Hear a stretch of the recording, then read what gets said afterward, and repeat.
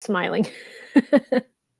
Hi, everybody. We apologize for being a couple minutes late.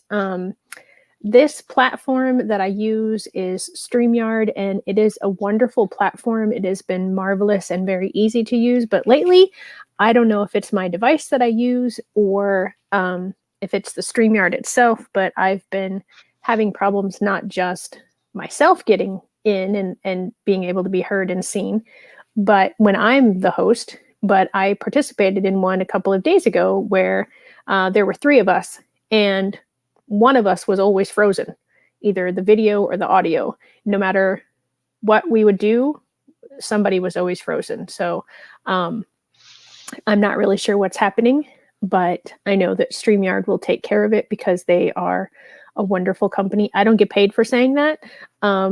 So I don't want anybody to misunderstand that I am being paid to promote them. I am not. I just really, really appreciate this format that I can use, and that it's really easy to use, and it's a really great format to use. Fran and I don't know if you can tell by my voice, I've got a little bit of something trying to happen. And Fran is also not feeling the greatest today. So we apologize if we're not as energetic and excited as normal. But I hope you will understand and not hold that against us. So all of that I jumped Good over. afternoon.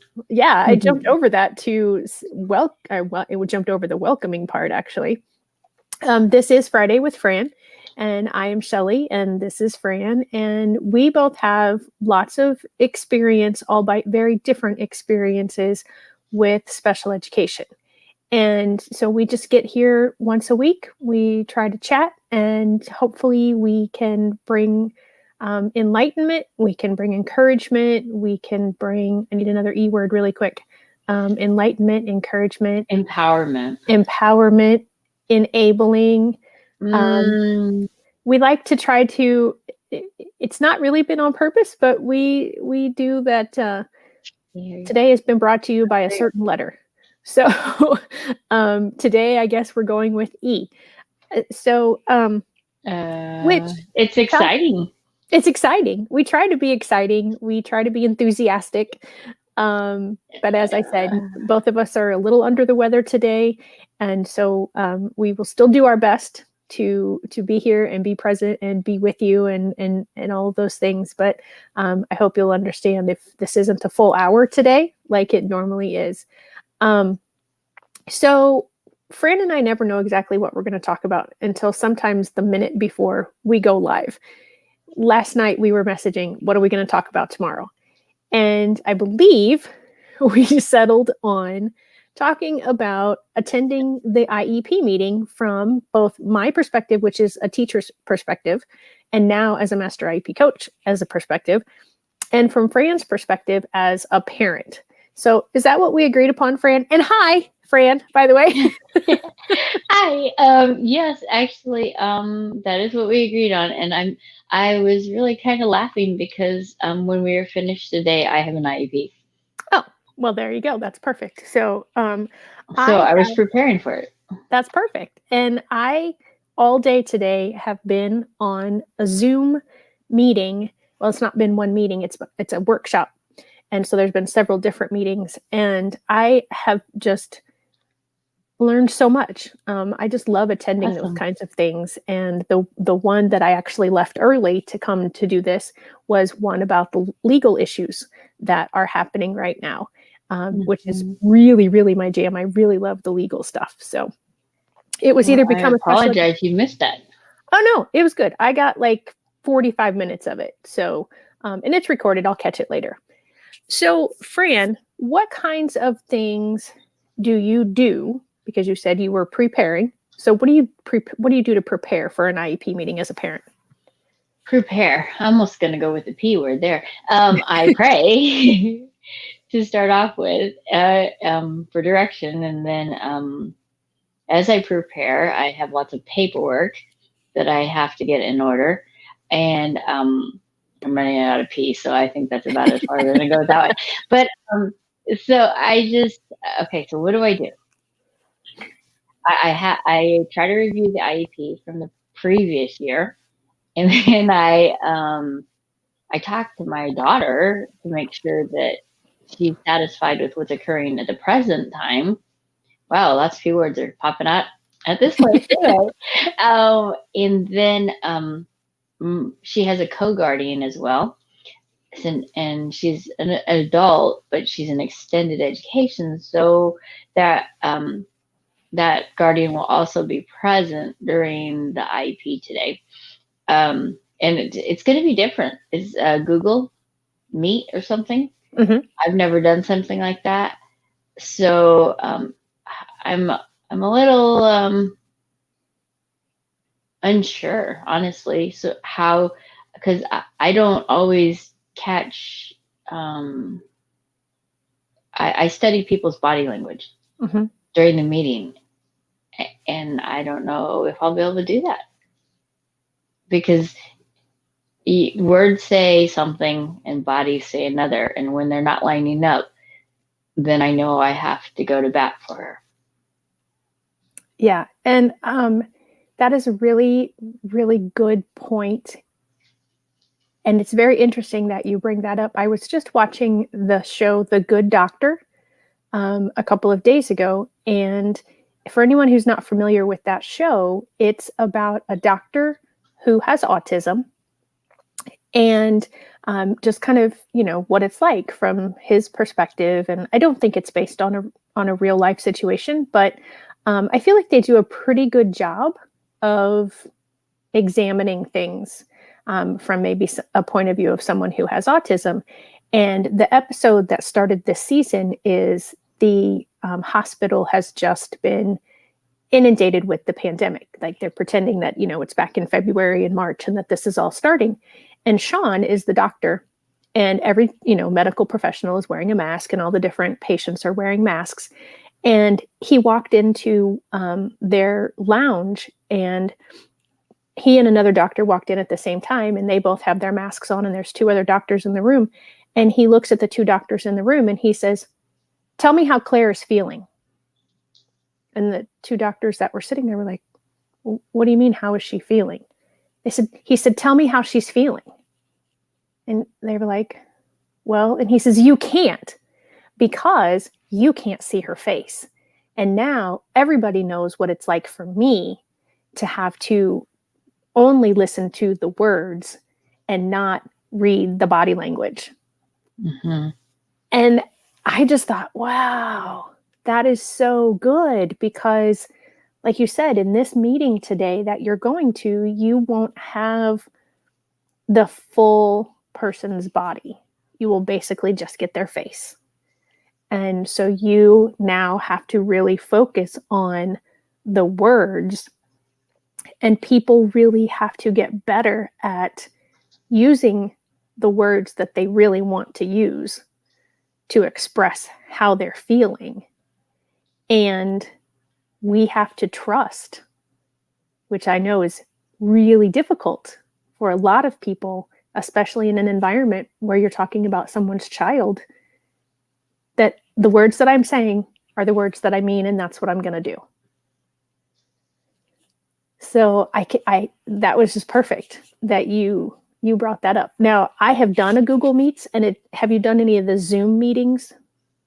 Well, I mean, I do Zoom meetings. So, I actually facilitate them, but I know that it's very difficult. I mean, I've had people that got very upset with me, and I had no idea why. I mean, we've worked it out, but they thought I cut them short. I had to mute somebody one time, and they got angry, and I'm like, "Well, you had a dog barking in the background, and it was affecting the rest of the meeting." And I would occasionally unmute them, but the dog kept barking. So it was one of those. So even then, I mean, it's better than a telephone call. So I'm just, I don't know. It'll be interesting. We may have to do a follow up on this one, just to yeah, most definitely. But so okay, let's go to let's pretend where it's not. So then because otherwise I'm going to be stuck on this all day. Okay. Is that okay? Yeah. But I mean, I know we need to address it. So okay. Okay, let me talk about it as if not, because I'm going to be stuck, and Okay. then we'll come back to it. Is that okay? Right. Yeah. Yeah. So you talked about that you looked over the paperwork, you talked to your daughter, you tried to figure out, like what is going to work, what's not going to work. So go from there. Okay, so and then I asked what her plan, my daughter's plan, was for the future. Mm-hmm. Um, she's going to be aging out in all the calendars. Okay. She'll age out. So I want to make the most of it for her. I want to prepare her the best way possible for her future. So I mean, honestly, I feel the weight of it on my shoulders. I feel that burden, but I know that God has a perfect plan for her, so that I can lean into that. But I want to do the part that's expected of me as her parent. Yeah. Make sense? It does. It does. And that touches me as a former teacher and now as a coach of families that have someone with a special need in them, a master IEP coach, because I think we don't often think of that and remember that it is such a weight and such a burdensome weight on the parents. And even if we have a great relationship as educators with the parents, even if, the child's education is going great, that there's still that weight that a parent carries when they come into these meetings. And I appreciate that you brought that up, and I honor that, and I hope that in the meeting today that is remembered. Thanks. Have you, in all the meetings that you've had with both kiddos, ever felt that really was honored, and B, that really was not honored? Yes and yes. Okay. Do you want to elaborate? I can elaborate some. Okay. My son, especially like right in the middle of his education, he was maybe in junior high ish. We were striking out. His behaviors were escalating, and we didn't realize at the time it was a medication that was doing it, because prior to the medication he had never acted out, been aggressive or anything. So, but trying to problem shoot that and come up with ways to help him and to help those around him be safe and to navigate it all and be able to still keep him in his home school. Everyone was going to bat for him, and we were meeting via phone, via notes were flying, emails were flying back and forth, phone calls. I went and observed in the classroom. I mean, I literally sat in the classroom all day long in the corner, like, so that he didn't even realize I was there, and just observed to try to see. And then I wrote notes, and then we met. So we were, I mean, to talk about all together, everyone, same purpose. That's awesome. So yes, I have felt that. And then I've briefly spoken on this before, but I think I'm going to mention it again. In my daughter's IEP, there's always a regular ed teacher, as well as the coordinator, and I'm not even sure how it's all labeled, but there's other people in there, but there's supposed to be a regular ed, and on the thing that I got today, it doesn't show that. So maybe they're not doing that because of Google. I don't know. No, there should still be. Or maybe they're just not listed in the email. Maybe that's. Well, okay. So here's where me as the former special education teacher, and definitely me as a master IEP coach, comes in, because, and I'm going to caveat this with that I've not had this age level that your daughter is in. Okay. So, but to my knowledge, the law does not differentiate between the ages. But And the law, okay, you know what? and Okay, the law states that in order to have this meeting, well, okay, I bet I know if they're not going to invite the special ed teacher, the general ed teacher, I bet I know how they're doing it. So the law states that for every IEP meeting, there should be the parents invited, a general education teacher, a special education teacher, and somebody who can talk about evaluation data and explaining that sort of data, as well as a person who can speak for the local education agency, so the school district. Now, that general education teacher, there is a little kind of caveat in the law that says, or I shouldn't call it a caveat, an exception, that if a gen ed teacher isn't working with the child with the special education needs at all, they can be excused. And that must be what's occurring. Yeah. She has no gen ed classes. It dawned on me but okay. So she has a study hall and that's it. Yeah. And I always used to think that it didn't matter because I always dealt with elementary kids. And so sometimes even my kids that I had that were my students from the second they got off the bus until the second they got back on the bus, practically, they had a grade level gen ed teacher assigned to them, but they may never go see that gen ed teacher because they were getting all of their instruction from me. That was like my son. Yeah. And so I think that law changed, added that extra little part in there somewhere around 2004, 2008, something like that. And it just took a long time for it to kind of filter its way into the actual processes because, there were so many times when gen ed teachers would sit in some of these IEP meetings and I'd feel bad for them because they had nothing to say. They never saw the student that we were talking about other than in the hallways or, if we included that student as far as like participating in class projects or class plays or, whatever way we had included them, but they weren't teaching that student anything. And so, they would just sit there and go, yep, I see the student in the hall, or yep, I see the student XYZ, but they really didn't have any knowledge about the academic issues that the student had. So that's probably why they're able to do that.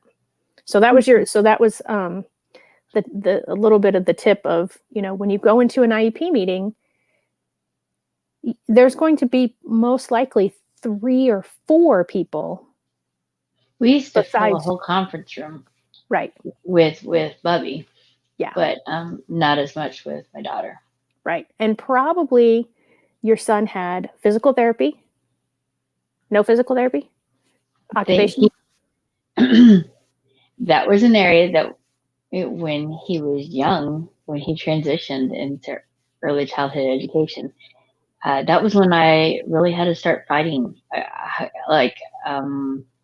Because I was told he did not have the attention span to benefit from receiving services. Okay.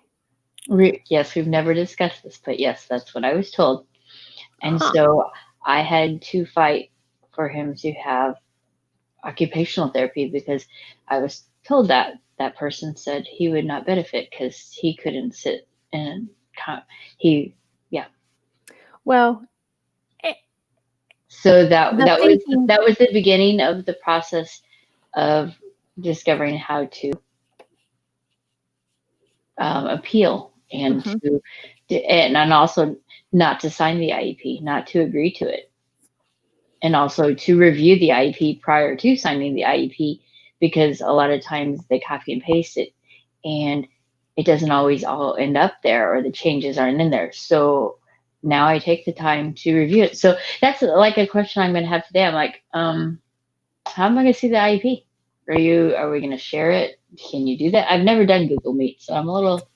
I Is it like Zoom? Yeah, it is. And I am trying to remember because I've also done a Google Meets with this And can you particular ethically district. share something that way? Is it safe? Is it secure? Yes. The government has given Zoom and Google Meets and Teams, Microsoft Teams, that is okay to do it that way. And so how I have seen it, and I think it was the district that you're going to be talking to today, but maybe it wasn't, is it's just like Zoom where they'll do a screen share. Now, you should have, if this is like an actual IEP meeting in our state in July of this year, was mandated that the school districts are supposed to send the draft or the proposed IEP to you 3 school days before, at least 3 school days before the meeting. And again, to my knowledge, there was no age differentiation from that. So is this considered her annual review? I'm checking it right now. Did you call the meeting or did the school? The school called the meeting. There's been a lot of confusion about this meeting because originally it was scheduled at another time. Yeah, there's no attachment. Originally it was scheduled at it was scheduled at another time, and then I got an email saying, well, we know it'll take longer, which I really appreciate. So we'd like to do it on this day.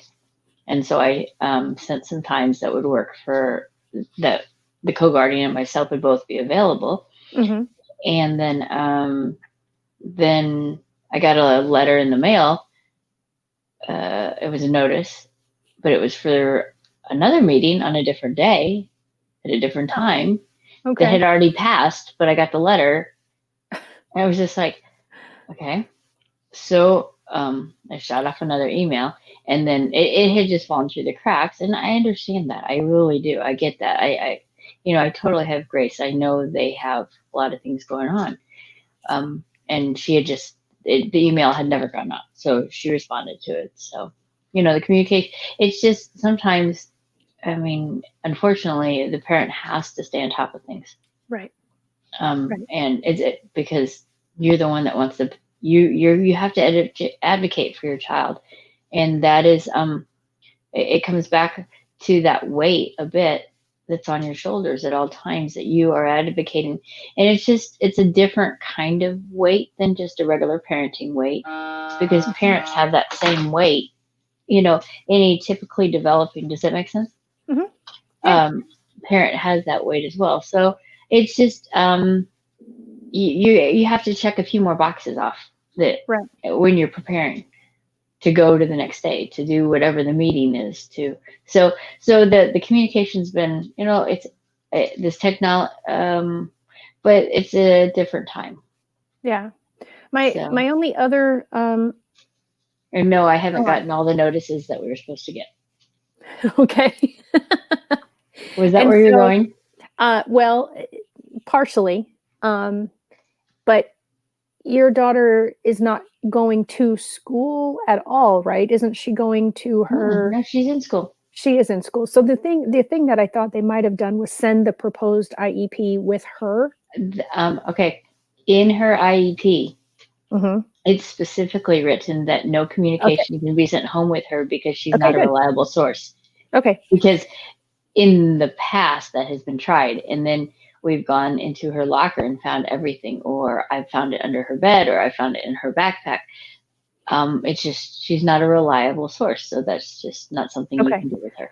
So that's good to know. And then secondly, yes, talking about the number of notices. So when you have an annual review, a triennial evaluation, honestly, just any kind of IEP meeting, the law states that, and when I say the law, I am not a lawyer. I'm a former special education teacher. And I was always interested in it and exactly what it said. And as a master IEP coach, I'm still very interested in what it says, but I'm not a lawyer. So everything I say is I'm referring to IDEA, the Individuals with Disabilities Education Act. And it was last reauthorized in 2004, I think. But so this is just all my understanding and my knowledge. It says that they have to send you one notification of conference.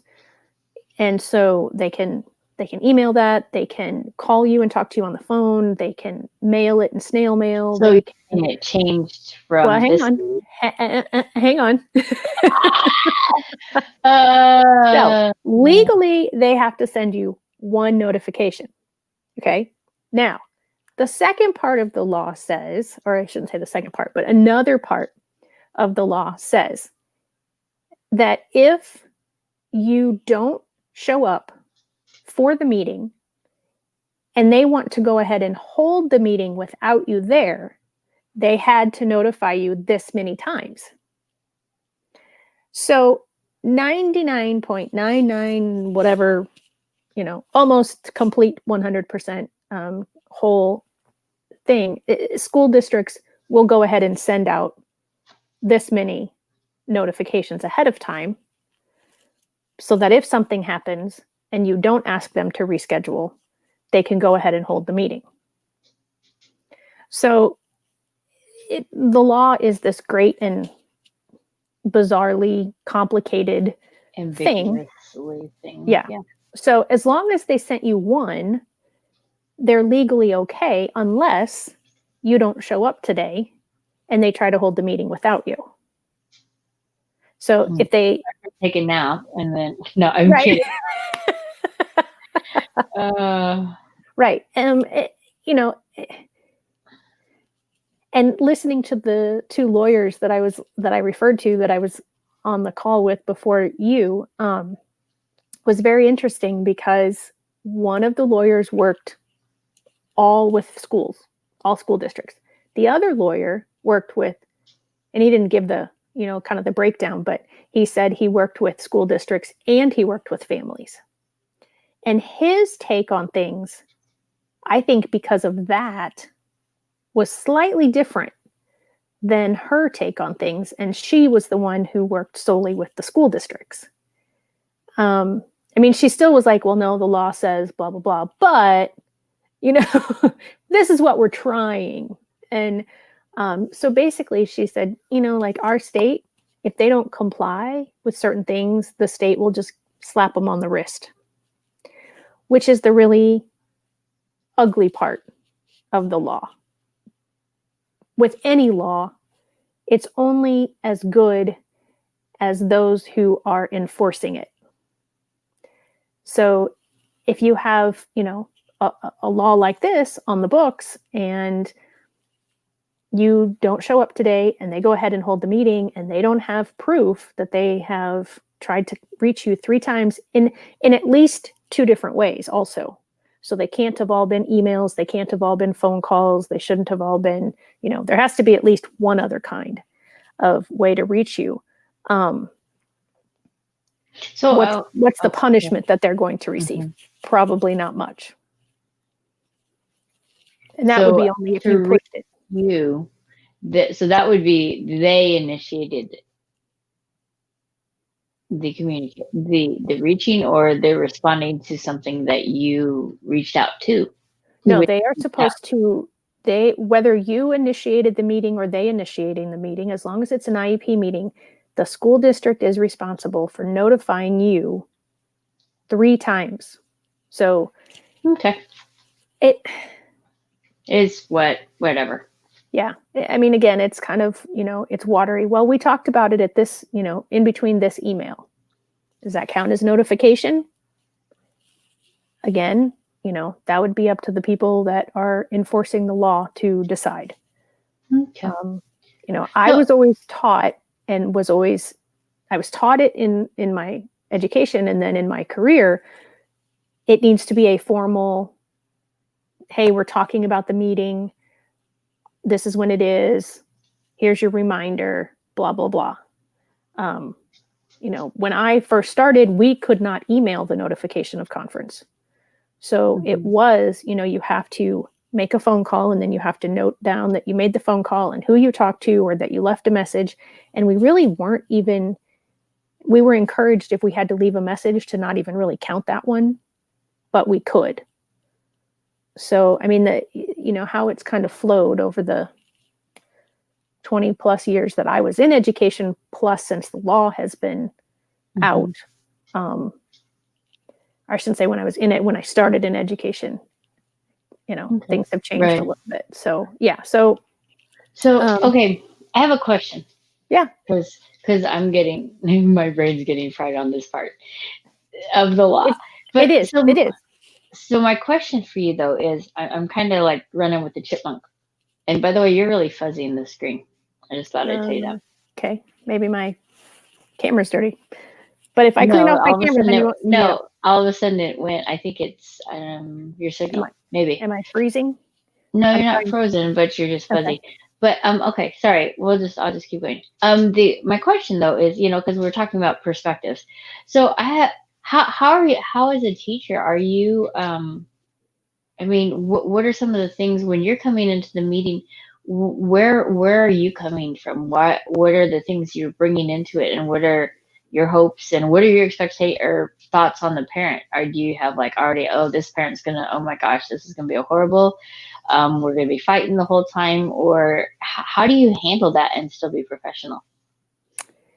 My perspective, I wished I'd thought about this ahead of time and pulled in one of my, not that they're available because they're all teaching today, but pulled in one of my gen ed teacher friends. Because I think from a special education teacher's viewpoint, it's probably different than from a general education teacher's viewpoint. Also, my perspective was I always did my best to get to know families, not just my student, but their family. And so I always feel like I had a good idea of where the family was coming from, whether it was mom that was attending, which was, almost all of the times. But occasionally I had a mom and a dad that would come. And so I knew the struggles. I mean, not, as the parent would understand the struggle, but I knew that there were struggles, or that there were things that, the parent was just going to be like, okay, it is what it is. And, we're just going to come in and we're going to zone out, and we're going to sign, and we're going to move on. And speaking of signing, I need to point that out. You're saying that you don't always sign the IEP. In our state, in Illinois, that doesn't give or not give them permission to implement the IEP. Oh, really? Yeah. So and that's a state by state differentiation. So what's the point of it, of me even attending? I mean, what is how can it be a binding something if there's no signature to it? How did this become a legal discussion? This is way too much. Oh my gosh. Sorry. Someone said you're out of focus. Oh, I didn't even catch that. And my speech is not matching my picture, which again, I think it is this, I don't know what's going on, if it's my device or if it's the StreamYard itself. Or your signal, perhaps. It could be my signal. I am plugged in. I've got all my battery power. So Are you Wi-Fi? Yes, but I've always been. Okay. So it's okay. Yeah. So I apologize again, and I don't know how to fix it. I'm afraid if I go out and come back in, I might not be able to be seen or heard at all because that has happened. Oh, no. Got it. But Okay. so yeah, as far as it's just the way the law was designed. Okay. Unfortunately, I mean, here in Illinois, there's a piece of paper that they pass around that says you were in attendance. But as far as the actual IEP meeting and us giving permission in Illinois, that's not part of ours. Now, it is in some places, but it is not part of ours. So going back to your original question before I sidetracked us with the signature part, as a teacher, I had to look at all the data to get the present levels prepared. I had to, I would spend 2 to 3 hours, so this many to this many hours preparing each person's IEP.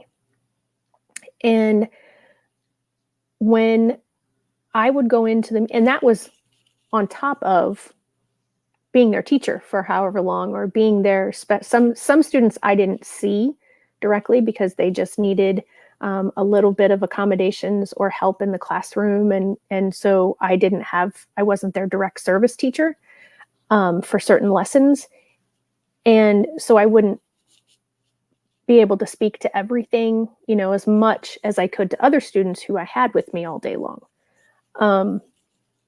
So there would be collaboration between myself and the gen ed teacher, and figuring out, okay, these are the things that the student is able to do. These are the deficit areas that we are seeing. Which one of these, or which ones of these, are we going to focus on when we write up, the suggested goals and objectives? And I'm going to be perfectly honest with you. The reason the law changed, the law used to say that you could not discuss anything about the IEP, which, for anybody who's joining us and isn't familiar with special education and doesn't know what those letters stand for, it's an individualized education program. It is the document that drives the special education of the student, that has the eligibility criteria to get that document and to get that specialized education. And we were not supposed to ever discuss anything prior to the meeting. If we had actually adhered to the letter of that law, all meetings would have been at least a full day in length, because of all the information that would need to be discussed and written and figured out. And so they recognized that that was happening, and not that people were pre-planning or pre-writing, but just getting an idea of what was going to be discussed, and how many services might need to be represented at the meeting. Because if you had never discussed the fact that a child might need an occupational therapy evaluation until the day you got into the meeting, you'd then have to have another meeting and bring in an occupational therapist to listen to all the information. So having that person there on the off chance was better than not talking about it until the moment of. Does that make sense? Mm-hmm. So, and also there were a lot of parent organizations going to their legislators and saying, we get overwhelmed when we show up at the meeting and we've not seen any of the data. We've not seen any of the proposed goals and objectives. We've not seen the present levels. We've not seen anything. And then you tell me all of this stuff, and then you want me to walk out of that meeting feeling comfortable and confident that everything that was put into the IEP is exactly right. And I can't do that until I, have some time to process it. And so what was happening was a lot of families would go through the meeting, get the IEP, sign it or not sign it, depending on where they lived, go home, read it over, and then convene another meeting because there was a lot of it that they didn't understand, or that they didn't like, or that, whatever. So all of those things played into the idea now that they are supposed to send you a draft at least 3 school days ahead of time. So I'm really surprised, because that particular school district, since that came into play, has been very good about that. And I don't know if a lot of it has to do with this is extended education. It could be. It could also be the remote learning stuff. It's just, and so honestly, I'm okay. There's so many unknowns for me. I'm not quite sure how to totally prepare for it. So it'll Right. be, we may have to do a follow-up on this one. Yeah. And that's perfectly allowable and perfectly acceptable. School districts don't like it when I tell people this, but you, as the parent, you can call an IEP meeting whenever you want.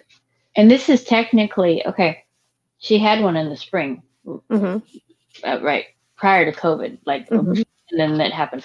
So this was something that was written into the IEP that we would have another meeting to assess Okay. Whether what had been written in the spring was appropriate and Mm-hmm. meeting expectations and the needs of my daughter. Right. And that is happening in a lot of school districts across the country now because of those distance learning plans or remote learning plans or whatever you want to call them. Because when that was all started in the spring, we all had the hope that this was only, if at worst case scenario, the end of last school year. Mm-hmm. Most people, I don't think, had any consideration that this would still be happening now. So yeah, a lot of districts wrote in there, and most remote or distance learning plans say something about, only during remote or distance learning is this plan in effect. Once we get back to in-person learning, we will revert back to the full IEP as drafted, and then they give. Well, hers is all in person. Yeah. So,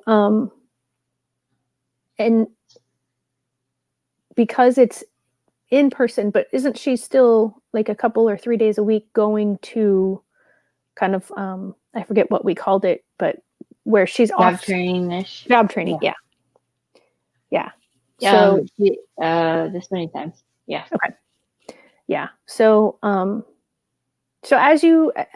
as anyone who is joining us or has been with us I'm surprised we've still been here for 40 minutes, has joined us, that it's not cut and dried. It's not, Mm-hmm. I mean, if I had thought about it, and it's not near me, otherwise I would show it to you, but the book that goes over the special education law that I've referred to a couple of times, it's one law and it's about that thick. And that's because there are so many intricacies to this one law. And then, as I mentioned, it's been reauthorized. And then we have this pandemic. And then, so the state boards of education are writing out guidelines. The federal government really hasn't altered that federal law. There's still, school districts are still responsible for providing FAPE, which is free appropriate public education, to meet the unique needs of the individual while preparing them for further education, employment, and independent living. But how that's all flowing out right now it's not in this book. And so it is a lot of extending grace, both if you're an educator to the parent and if you're a parent back to the educator, and just trying to figure out what's truly appropriate for each individual. And then, filling in all those boxes, checking off all the boxes of, okay, did I do this according to the law? Did I do this according to the law? Did I get this communicated? Because even with school districts that are all in person, I don't think every student is all in person, because they have to. Well, I don't know if they have to, but if they don't have to, I think every district that I'm aware of is offering remote learning if people feel that that's something that their family needs. So it's still like a hybrid. Some people are 100% in person within a district, and some people in that same district are not. So they're still trying to, and I don't mean that to sound like I'm making excuses. I'm just, again, going back to the grace of And getting I mean, even prior to COVID, you have to have that because you don't know what's going on. I mean, I know special educators have so many students, and you alluded to how many times it takes just to prepare for the IEP, yet you're still educating the students. So the parents have to have that for the educators and for because if a parent goes into the meeting loaded for bear, ready with some agenda, and it's going to be my way or the highway, and they're not going to hear anything the teacher and the other side of the table has to say, the right, meeting will not even go anywhere, not let alone end well. and, right, and in the same sense, I believe an educator should come in with that same thought process of, yeah, I have written these goals and I have written how I think they could happen, but they really, I would hope that they come in going, but I'm going to be open to what the parent has to say and be willing to modify, change, or even delete certain goals that you have right, on the IEP. And so I would, I believe through both of my children's education that has a that has occurred on both sides of the table, that there has been that grace, that willingness, um, except for that one thing that I had alluded to. I had a genetics teacher tell my daughter, it's whatever century, and you're just going to have to get with it or you'll never make it in life.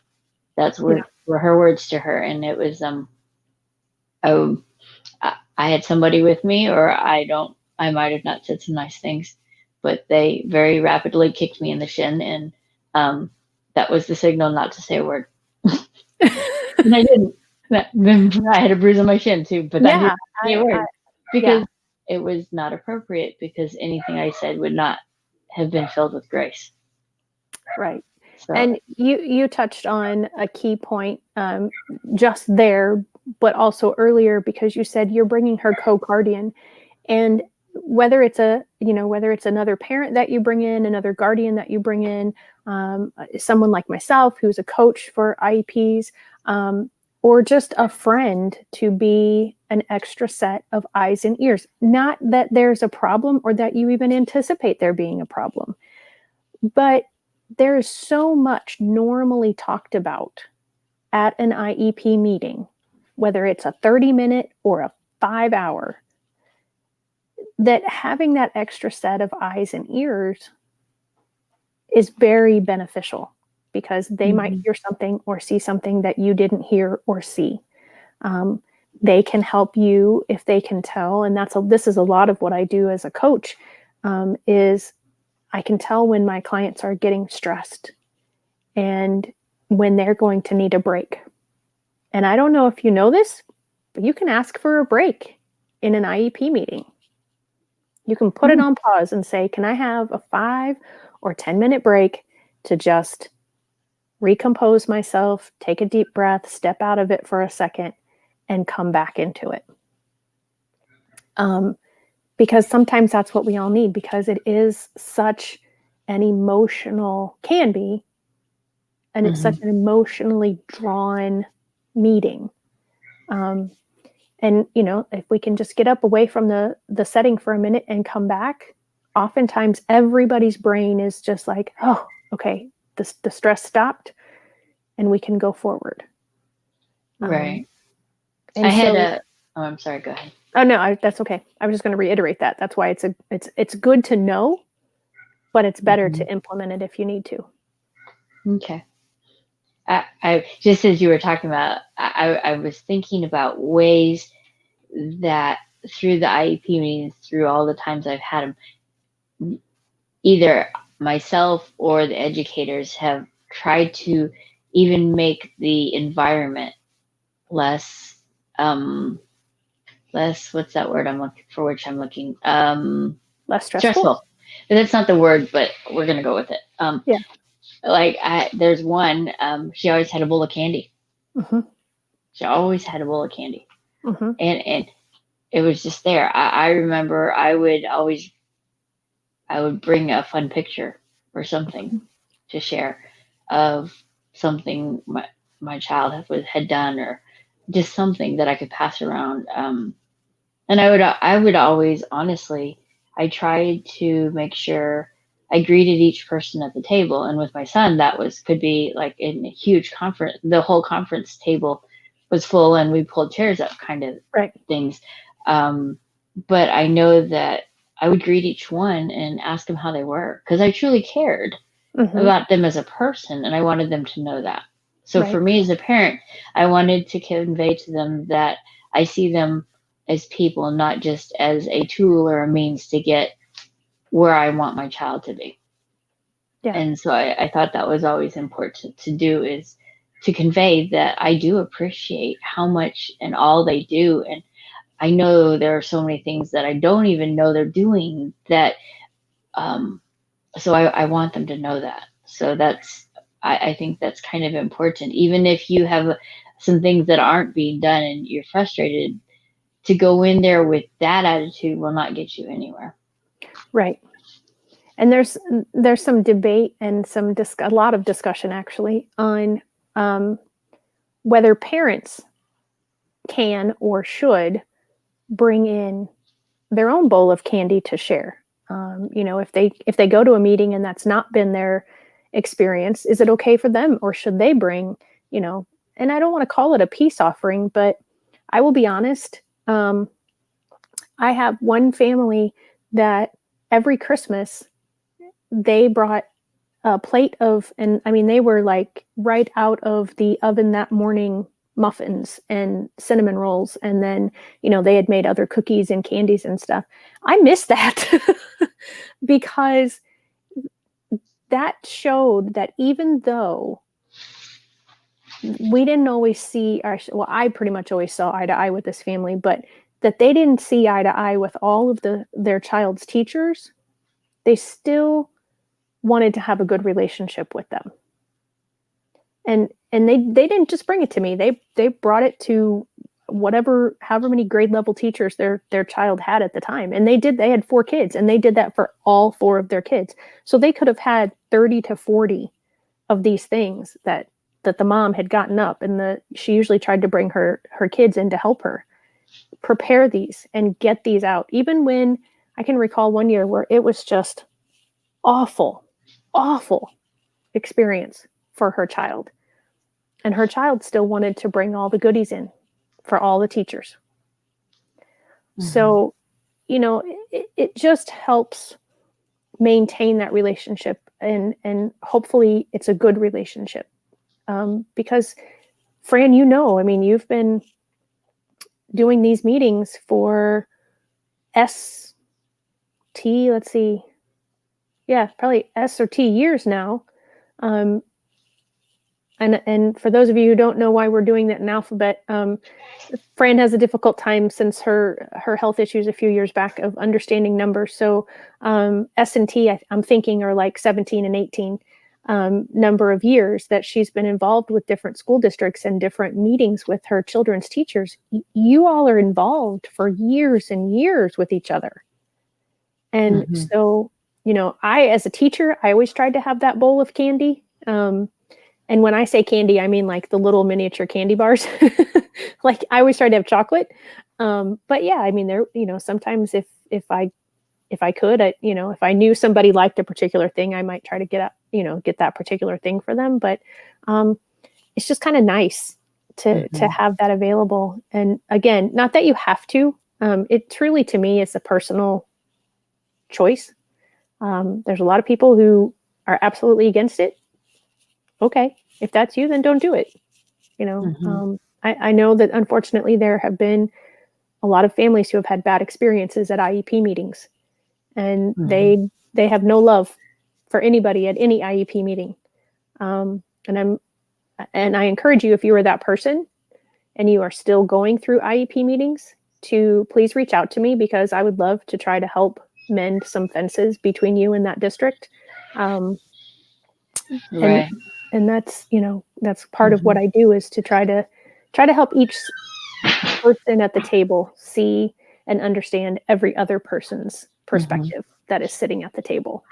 And, reminding everybody that we are all there for, you mentioned bringing a picture. That is so key, because sometimes I think we forget. We get so caught up in, I want this or I want that. You see over my shoulder? Yeah. Yeah, I've actually purposed to have that there so that even in these meetings and the things I'm doing, the other things I'm involved with, I when I look over my shoulder, I see myself. I'm like, that's the reason I'm doing Right. what I'm doing. Right. And to have that reminder that, we all are here at this table, at this meeting, because we are trying to help this person become the best version of themselves as possible. It's not about what I want or what you want. It's about the person that the IEP is written for. Yep. So, well, Fran, we're 55 minutes in. Is that good or bad? Oh, I'm sorry. See, folks, for those that are watching, I do it to her all the time. We are 2 alphabets in. Okay. And so it's time for us to wrap up. So I just want to ask you really quick, do you have any last words that you definitely wanted to get in today? I know that the most important thing, and I'm just it's agreeing with what you had just said, is it's about the student. It's about our child. And even if what I think is the best may not be the best, and what the teacher thinks is the best, and to really listen to the student and hear their needs and hear what they're really wanting, if they're able to communicate it, or even, well, they communicate it in some form or fashion. My son communicated it through the behaviors he was having, because he wasn't able to. He was finished with school, was what he was telling us, but he wasn't saying that, but he wasn't behaving in school in the appropriate manner. So that's how he was communicating. Right. So yeah, that's my thought. Okay, I appreciate that. I popped up my website here because I have free available to you on my website both a virtual IEP meeting checklist and an in-person IEP meeting checklist that you just need to fill out the form on the website, and it will be shot to you instantly because of the great world of technology that we live in. And so if I filled it out now, I would get it in time for my meeting. Yep. Okay. And basically what it shares is a lot of different ways to prepare before, things to do during, and then some things to do after. I think there's I don't know, there's quite a few. I haven't looked at it in a while, but there's quite a few items to check off. And you don't have to check them all off. And if you do check them all off, that's not a guarantee that everything is going to be smooth sailing either, but it's just to kind of help you focus and keep you on track during the meeting of, these are the things that I definitely want to get answers to, or that I have questions about and that I need to be done or can do afterwards. So you can go to my website, shelleykino.com, and you can, like I said, that's right on the front page. You might have to scroll down a little bit depending on your device that you see the front page on, and just fill that out, and that'll go directly to you. Join me next Tuesday for #NoLimits. I will be interviewing a local early Head Start director, and she's going to tell us all about the Head Start program in my area and the kinds of things that are offered and some misconceptions that are out there. We're going to try to get those straightened out. I am on the policy council for that Head Start program, and so we're just going to try to get the word out and trying to get some of that stuff sort of straightened out. And then next Friday, Fran and I will be back. I don't know what we're going to talk about. Oh, no, we're not, because Fran's going on her mission trip next week. So I may find another guest to join me. And I want to thank you to LA Jansen for just commenting and being part of this. Yes. And I appreciate if anyone else has joined us. I didn't say that. I'm sorry. I'm looking at my clock and I know I've got like less than 30 seconds to get everything said. Sorry. No, that's good. I appreciate that. So we do appreciate you. I mean, we would do this whether you were here or not, because I very much enjoy talking to Fran every week, but it makes it so much better that we have audience and we have people who are being helped and that are encouraging to us and us to them. So thank you, everyone that joined us. Thank you, LA, for making your comments and for being with us today. And Fran, I hope you feel better soon. And I hope that everyone has a very blessed week.